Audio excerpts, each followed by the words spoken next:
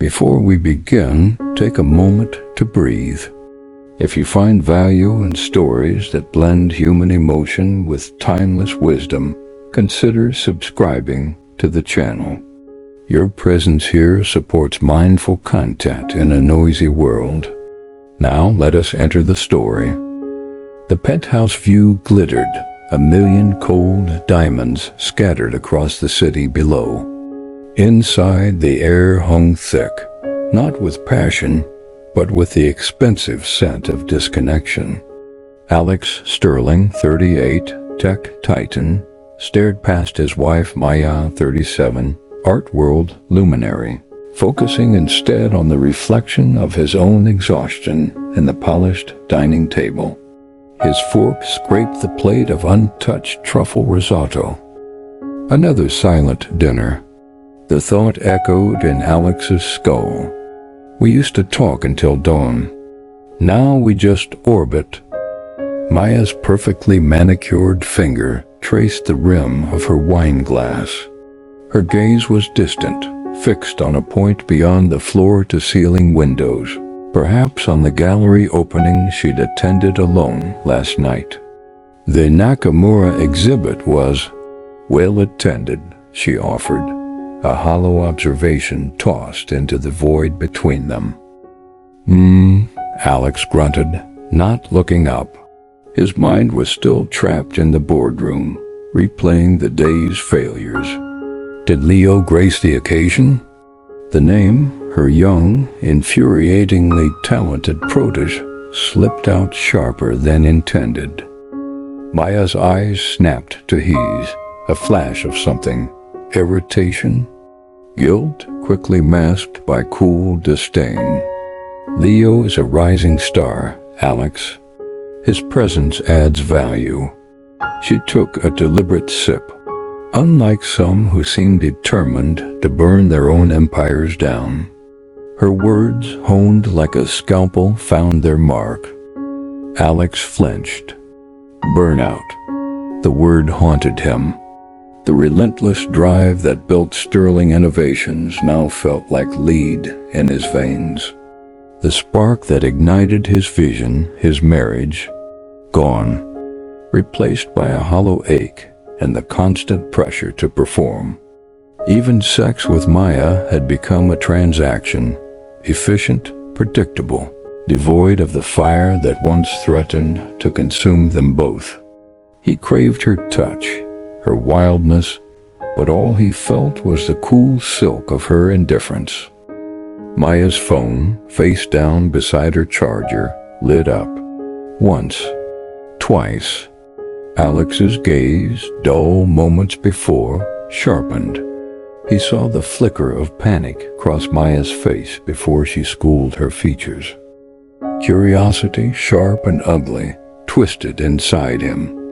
Later, while Maya showered, the steam billowing like the ghosts of their past intimacy, the phone vibrated again on the bathroom counter. Alex moved without thought. The screen glowed, Leo with a heart symbol, and the preview text, last night, that moment by the sculptures. I can't stop thinking about your hands. When can I see you again? Need you. Ice flooded Alex's veins, followed by a searing wave of betrayal. The hollowness ignited into white-hot rage. He burst out of the bathroom, phone held like evidence. Maya emerged, wrapped in a towel, her face paling. Explain this. Alex's voice cracked, raw. Need you? What moment, Maya? What hands? Maya recoiled, then her own fury ignited. You dare spy on me? She spat, snatching the phone. Where were you last Thursday? Working late? Sarah from R&D looked very cozy, leaving your office after hours, Alex. Her accusation hung in the air, poisonous. Guilt, sharp and immediate, stabbed Alex. Sarah, the junior colleague. his own moment of weakness, fueled by loneliness and whiskey after a brutal day. A desperate, stupid attempt to feel something other than the crushing numbness. He hadn't planned it. It meant nothing. But the look on Maya's face said it meant everything. "Don't you dare deflect," Alex roared, the pent-up frustration of months erupting. "You're emotionally involved with your artist while I'm drowning trying to keep this life you love afloat." "This life I love?" Maya shrieked, tears finally spilling. "This gilded cage? Where my husband is a ghost, where the only passion left is your ambition, and even that is failing. You haven't seen me in a year, Alex. Leo sees me. He makes me feel alive." Her words were a gut punch, confirming his deepest fear. The fight raged, brutal and tear-streaked. Accusations flew like shrapnel. Neglect, ambition, emotional abandonment, the suffocating weight of their fading status. The luxurious penthouse became a battlefield littered with broken trust. The downward spiral was swift and self-destructive. Alex, reeling from Maya's words and his own guilt, found Sarah again. This time it wasn't a fleeting mistake. It was a desperate, angry plunge into oblivion in a cheap hotel room, a futile attempt to burn away the pain. The shame afterward was a physical weight. Maya, convinced of Alex's infidelity and fueled by her own hurt, met Leo in the shadowed back room of his studio, surrounded by canvases pulsing with raw, youthful energy. The emotional tension snapped. Their kiss was fierce, hungry, a rebellion against the coldness of her marriage. It felt like fire, but it was the fire of gasoline on a wound. A paparazzi shot, grainy but unmistakable, surfaced online within hours. Alex, hungover and heartsick, walked into the most crucial investor pitch of his career. His focus was shattered. His slides were wrong. His answers were rambling, defensive. He fumbled the financial projections. The lead investor's face, initially enthusiastic, turned to stone. "We're re-evaluating our position, Alex," was the cold verdict. Sterling Innovations stock began a nosedive before he even left the building. Maya's world imploded simultaneously. The leaked photo of her and Leo was everywhere. Curator caught in torrid affair with rising star. Screamed the tabloids. The gallery board called an emergency meeting. Whispers followed her like a toxic cloud. Her hard-earned reputation, built on intellect and taste, reduced to a salacious headline. That night, the silence in the penthouse was smothering. The glittering city view now mocked them. Alex sat slumped in an armchair, an empty whiskey bottle at his feet. Maya stood frozen by the window, her reflection a mask of devastation. The space between them felt like a chasm. Alex's voice was a ragged whisper in the dark. I'll sleep on the couch." Maya didn't turn. She didn't speak. The silence screamed louder than any fight. The inferno of their passion, ambition, and status had finally burned itself out. All that remained was ash, ruin, and a suffocating question hanging in the air. What now? The embers and the encounter, continuing the narrative. The gray light of pre-dawn seeped into the penthouse, illuminating the wreckage of Alex and Maya's lives. Alex hadn't slept. The couch felt like a slab of concrete, each spring a reminder of his failures. The sour taste of whiskey lingered, mixing with the bitterness of shame. He moved silently, avoiding the bedroom door behind which Maya lay, he guessed, equally awake and shattered. He grabbed a jacket and fled the suffocating silence. The city streets were empty, echoing the hollow space inside him.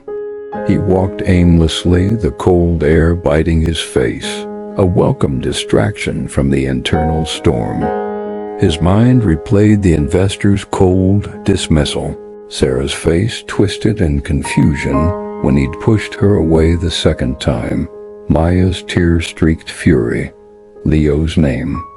He felt untethered, a ghost drifting through the city he once commanded. The relentless drive, the burning ambition, the white-hot passion for Maya, all gone. Only a terrifying emptiness remained. What am I without it all? The question echoed, unanswered. He found himself drawn into a small, quiet park, tucked between towering buildings. Dew glistened on the grass. Birdsong, tentative and pure, cut through the city's distant hum. He sank onto a cold bench, head in his hands. The weight of it all, the professional ruin, the shattered marriage, the crushing guilt, pressed down, a physical force threatening to break him. Tears he hadn't shed during the fights now burned hot tracks down his cheeks. He was utterly, devastatingly lost. On the penthouse balcony, Maya stood wrapped in a thin shawl, shivering not just from the cold. The glittering cityscape below felt like a cruel joke. The lights that once symbolized success now seemed like mocking eyes. Her career, meticulously built, lay in tatters. The board would likely ask for her resignation. Leo, she felt a fresh wave of shame and confusion. His youthful intensity had been a balm against Alex's coldness, a desperate grab for feeling. But the kiss, captured and broadcast, felt cheap, sordid. It wasn't liberation. It was just another layer of wreckage.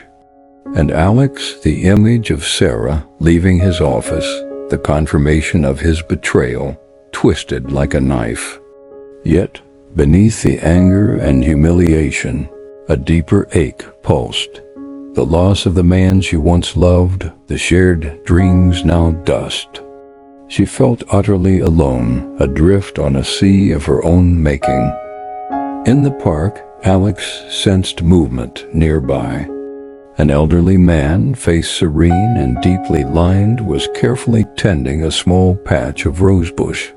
His movements were deliberate, unhurried, radiating a calm that felt alien in Alex's inner chaos. The man, Ananda, looked up, his eyes meeting Alex's bloodshot ones. There was no pity, no judgment, only a quiet acknowledgement. Without a word, Ananda poured steaming tea from a small thermos into a simple cup and held it out towards Alex. Alex stared, confused, suspicious. Kindness felt like a foreign language. But the gesture was so simple, so devoid of expectation, that he found himself reaching out, his fingers trembling as they closed around the warm cup. The heat seeped into his frozen hands. Ananda returned to pruning a rose bush, its vibrant red petals a stark contrast to the gray morning and Alex's inner desolation. After a moment of silence broken only by the snip of shears and distant birdsong, Ananda spoke, his voice low and steady, like water over stones. "The fire burns brightest," he said, not looking at Alex, but focusing on a particularly thorny stem just before it consumes the fuel. He carefully clipped the stem. "What remains?" he continued, placing the rose gently aside, is the space to see clearly. The words landed softly, but with profound weight. Alex flinched. "The fire burns brightest?" He thought of the intense, almost violent passion of their early years, the relentless drive that propelled his company to dizzying heights. It had burned blindingly bright, and then it consumed everything. Their connection, his focus, their reputations. It left only this cold, dark ash. But space to see clearly? All Alex saw was ruin. Yet as he sipped the bitter tea, a strange shift occurred. A fleeting memory surfaced, unbidden. Himself and Maya years ago, before the penthouse, before the pressure. They were laughing, tangled together on a worn sofa in a tiny apartment, sharing cheap takeout. No burning ambition, no desperate passion, just simple contentment. A profound peace he hadn't felt in years. When did we lose that? The memory was poignant, sharpened by the intensity of his current pain. It felt real, and it felt gone. On the balcony, Maya closed her eyes against the city lights. A similar memory pierced her despair. Alex, early in their marriage, sketching her badly on a napkin during a picnic. He'd been terrible at it, but he'd been present, his eyes full of affection, not distracted by a phone or the next deal. They'd laughed until their sides hurt. The simplicity, the genuine joy of that moment. It felt like a lifetime ago. The memory highlighted the stark impermanence of everything they had built their identities upon. The status, the passion, the power. It had all changed, slipped through their fingers like smoke, leaving only this aching void. The intense pain of now made the memory of then vibrate with a profound truth. Nothing lasts. For Alex, sitting on the cold bench with the stranger's tea warming his hands, the memory and Ananda's words didn't offer immediate solace. The pain was still a raw, open wound, but a tiny fissure had appeared in the wall of his despair. The burning fire was out. All that remained was ash and space. An impossible, terrifying space. But Ananda called it space to see. See what? He didn't know yet, but the crushing certainty of his failure and loss felt slightly less absolute. A question began to form, fragile and hesitant, replacing the void. What now is truly real? Wisdom from the ashes, Buddhist teachings integrating the core concepts into the narrative. The city slowly woke around Alex, but within him a different kind of stirring had begun. Ananda's words, "The fire burns brightest just before it consumes the fuel. What remains is the space to see clearly," echoed alongside the haunting memory of simple peace with Maya. The raw pain hadn't vanished, but it was no longer the only reality. He looked at Ananda, tending the roses with such unhurried attention. "Why?" Alex's voice was rough, broken. "Why does it hurt this much? Losing the job, the status, her." The word her caught in his throat.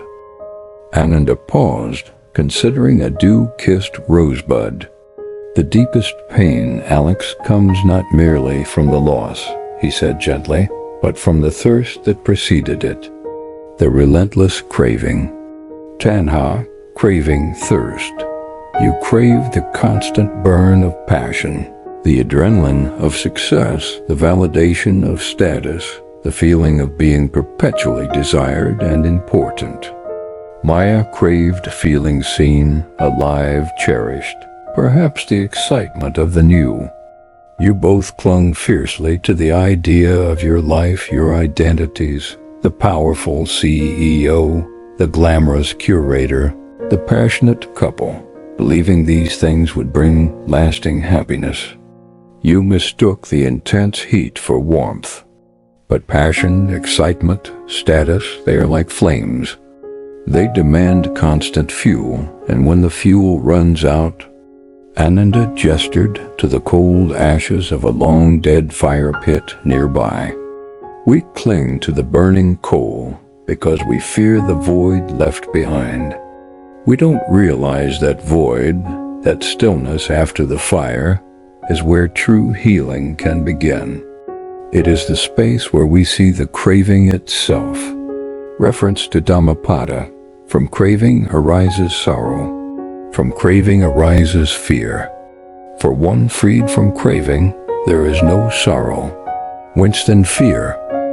Alex thought of the frantic energy chasing the next deal, the desperate intensity of his early relationship with Maya, the suffocating need to be somebody important. He thought of Maya seeking life in Leo's gaze. Craving. It had been the engine of their lives, and its cessation felt like death. But the passion was real. The success was real. We built it. Anicca, impermanence? Yes, it was real, Ananda acknowledged, his voice calm like deep water. But like this rose, he gently touched a perfect bloom. It is changing even as we admire it. Passion, excitement, success, relationships, even intense feelings, they all arise, they bloom, they fade, and they cease. This is the nature of all conditioned things, impermanence. Your identities as CEO, as the Ita couple, as passionate lovers, these were roles you played, costumes you wore. Beautiful costumes, perhaps powerful ones, but not your unchanging essence.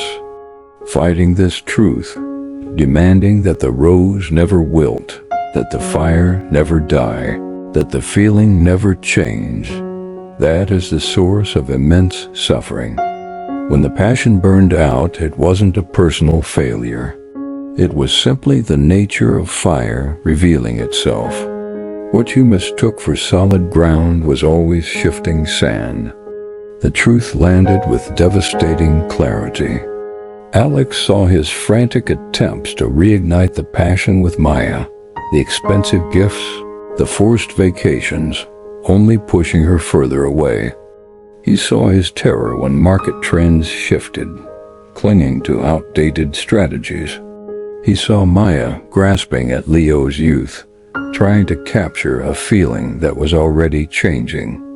They had both been fighting the tide. Impermanence. The word felt cold, yet strangely liberating. The job, the status, the white-hot phase of their love. They were never meant to last forever. His desperate clinging to them was the madness. But the suffering, Alex whispered, the memory of the investor's scorn, the tabloid headlines about Maya, the crushing weight of guilt and betrayal pressing down again. It feels unbearable. Punishment. Dukkha, suffering, and its origin. The pain is real, Alex, Ananda said, his eyes holding deep compassion. But it is not punishment. It is the natural consequence. Think of holding your hand in a flame. The burn isn't the flame punishing you. It is the inevitable result of the contact. Your suffering arises from grasping at impermanent things, the status, the passion, the fixed idea of your relationship, the illusion of a permanent, flawless self, defined by these things, to find lasting happiness and security. You believe these things were your happiness, your identity. When they changed or collapsed, as all conditioned things must, the foundation you built upon them crumbled. That is dukkha, the pervasive unsatisfactoriness, the stress inherent in clinging to what is fleeting. The first noble truth simply acknowledges this reality. Life contains dukkha. The second noble truth reveals its origin. Tanha, craving, the thirst to have things be other than they are, to possess, to avoid, to cling. Ananda looked directly at Alex. When the passion burned out, it didn't cause your suffering. It revealed the underlying structure of craving and aversion that was always there, obscured by the intensity of the flame. The fire going out exposed the ground. Alex sat very still. The pieces clicked into a terrifying, yet coherent, picture. His burnout wasn't just overwork. It was the exhaustion of feeding an insatiable craving. Maya's affair wasn't just betrayal. It was a desperate grasp for a feeling, being seen, alive, she craved and felt deprived of. Their mutual destruction wasn't just bad luck. It was the inevitable collapse when the impermanent things they clung to as permanent, identities and sources of happiness, shifted and fell apart. The pain wasn't a unique curse. It was a universal ache of clinging. The fire hadn't been life. It had been a distraction from the ground of being beneath it, now laid bare as ash and space. He looked down at his hands, empty now. The craving for a drink, for revenge, for Maya back the way she was, for his old life, they surged, familiar demons. But now he saw them for what they were, Tanha, thirst. Not commands, but sensations arising in the space Ananda spoke of. What now is truly real? The question wasn't theoretical anymore. It was the only question left standing in the ashes. Tending the ground minus 3 ways forward, offering practical techniques rooted in the teachings. Alex sat on the park bench, the cold seeping through his clothes, yet a different kind of warmth was spreading within, the uncomfortable, clarifying heat of truth. Ananda's words echoed, Tanha, Anicca, Dukkha, craving, impermanence, suffering. The fire of his old life was out. The ground was ash. But Ananda called it space. Space to see clearly. Space to choose differently. The crushing despair hadn't vanished, but it had transformed. It was no longer a prison sentence. It was a stark landscape demanding navigation. How? The question hung in the quiet morning air, less desperate now, more curious. Ananda seemed to sense the shift. He finished tending a rose, then turned his calm gaze fully on Alex. The space feels vast and terrifying, does it not? Like standing on the edge of an abyss. But this space is not emptiness. It is fertile ground. Ground where new understanding can take root, where peace can grow, not from clinging to flames, but from tending the earth itself. Here are ways to tend that ground. Technique 1. Mindful Observation of Craving, Vipassana Insight. When the storm rises within, Ananda began, his voice steady, when you feel the desperate pull, the urge to call Sarah, to numb the pain with whiskey, to stalk Maya online, to fantasize about revenge, or even the craving for the old passion to magically return. Pause. Alex flinched. He knew those urges. They were like physical tremors.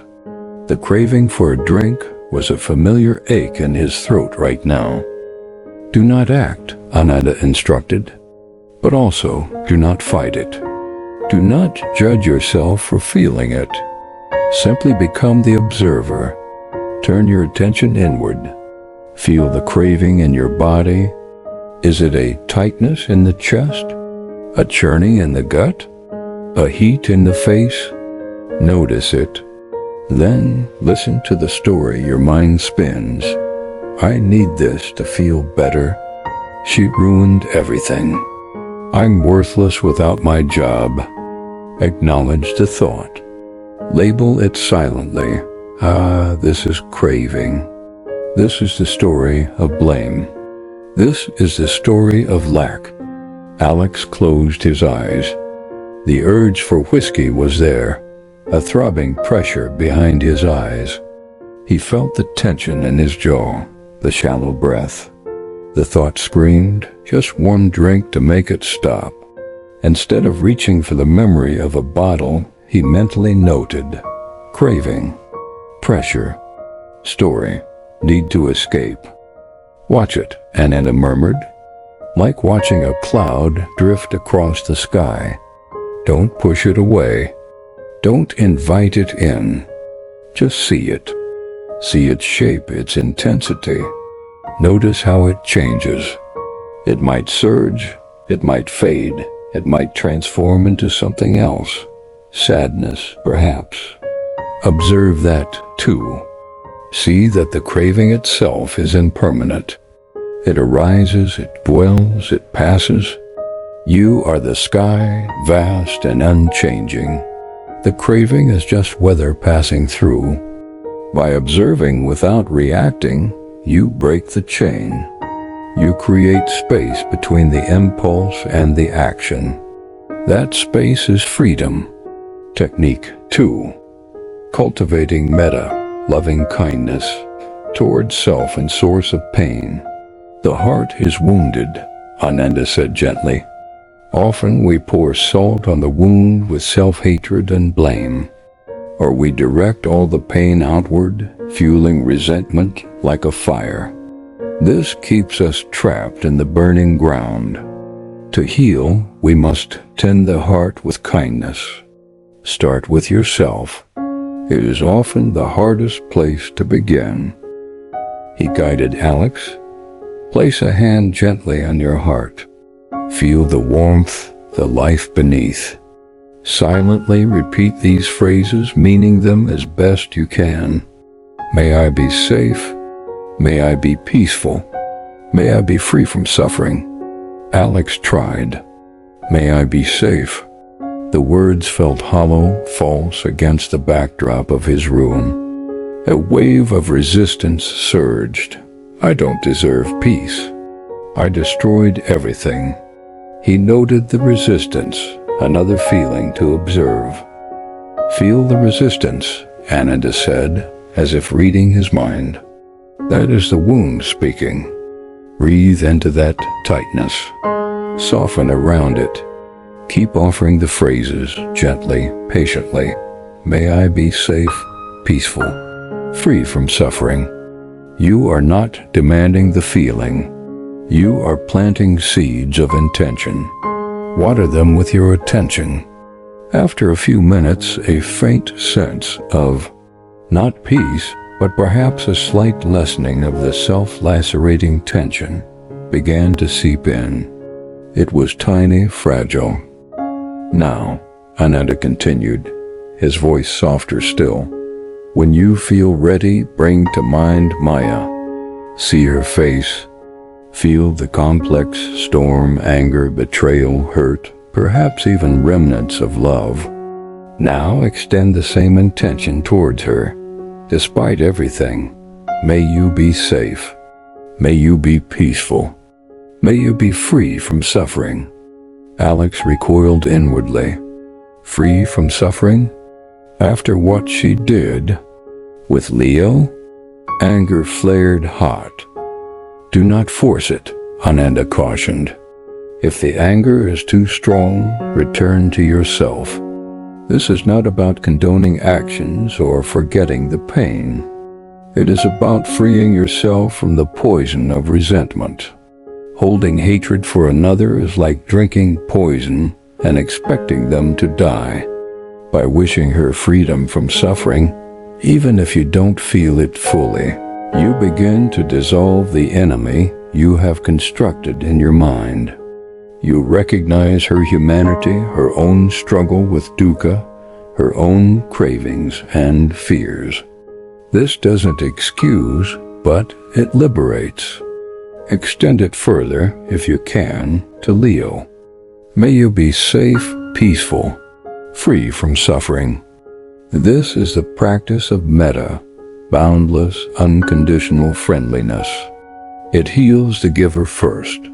Technique 3. Finding the witness. Recognizing non-attachment. Finally, Ananda said, his eyes holding a deep stillness, amidst a storm of thoughts, I'm a failure. She betrayed me. My life is over. I'll never be happy. Pause. Ask yourself a simple, powerful question. Who is aware of this thought? Alex tried. A thought arose. You ruined the company. He silently asked, who knows this thought? Don't analyze the thought, Ananda guided. Don't argue with it or believe it. Simply look back towards the source of awareness. Look for the one who is hearing the thought, seeing the feeling, knowing the experience. Don't try to find an object, a thing. Look for the space in which the thought appears and disappears. This silent, observing presence. Feel into it. Alex focused. Behind the thought ruined the company, behind the ache of shame, behind the image of the investor's face, there was a sense of awareness, a space that simply was, unaffected by the thought's content. It felt vast, quiet. This awareness, Ananda whispered, is not defined by your job title, your relationship status, your past mistakes, or your lost passions. It doesn't burn out. It doesn't crave. It doesn't suffer in the same way. It is the unchanging ground of being, the silent witness behind all the changing roles and dramas of Alex. This is your true refuge. This is what remains when the fire burns out. Rest your attention here, even for a few seconds. Feel the stillness within the storm. This is not a thought to believe. It is an experience to recognize. This awareness is inherently peaceful, inherently free. Abiding here, even momentarily, is coming home. Alex sat very still. The city sounds filtered back in. The cold bench, the smell of damp earth and roses. The pain of loss was still present, the wreckage of his life undeniable. But something fundamental had shifted. He wasn't drowning in the pain anymore. He was observing it, feeling it from a place of awareness that felt steadier. The craving for a drink had subsided, observed, and allowed to pass. A flicker of something like compassion, incredibly tentative, touched the image of Maya's devastated face on the balcony. And beneath it all, a profound sense of stillness, the silent witness, untouched by the chaos. The fire was out. The ashes were real. But Ananda was right. What remained wasn't just emptiness. It was space. Space to see. Space to choose. Space to breathe. Space to begin again, not from the old flames, but from this deep, quiet ground. If this story touched something within you, share it with someone who may need it too. Subscribe for more narratives where ancient wisdom meets the struggles of modern life. And remember, sometimes the greatest clarity comes after we lose everything we thought mattered.